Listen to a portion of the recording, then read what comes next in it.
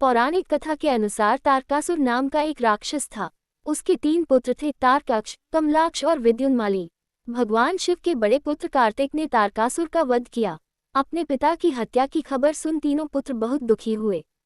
तीनों ने मिलकर ब्रह्माजी से वरदान मांगने के लिए घोर तपस्या की। ब्रह्मजी तीनों की तपस्या से प्रसन्न हुए और बोले कि मांगो, क्या वरदान मांगना चाहते हो। तीनों ने ब्रह्माजी से अमर होने का वरदान मांगा, लेकिन ब्रह्माजी ने उन्हें इसके अलावा कोई दूसरा वरदान मांगने को कहा। तीनों ने मिलकर फिर सोचा और इस बार ब्रह्माजी से 3 अलग नगरों का निर्माण करवाने के लिए कहा, जिसमें सभी बैठकर सारी पृथ्वी और आकाश में घूमा जा सके। 1000 साल बाद जब हम मिले और हम तीनों के नगर मिलकर एक हो जाएं, और जो देवता तीनों नगरों को एक ही बाण से नष्ट करने की क्षमता रखता हो, वही हमारी मृत्यु का कारण हो।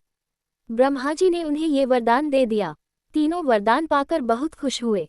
ब्रह्माजी के कहने पर मयदानव ने उनके लिए 3 नगरों का निर्माण किया। तारकाक्ष के लिए सोने का, कमला के लिए चांदी का और विद्युन्माली के लिए लोहे का नगर बनाया गया।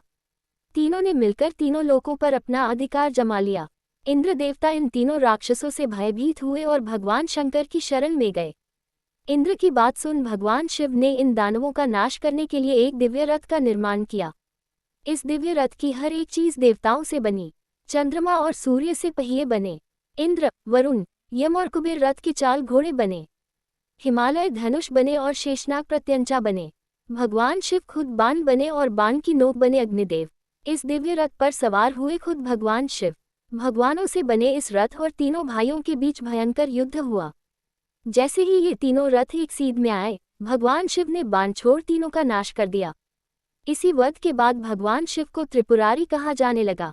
ये वध कार्तिक मास की पूर्णिमा को हुआ, इसीलिए इस दिन को त्रिपुरी पूर्णिमा नाम से भी जाना जाने लगा।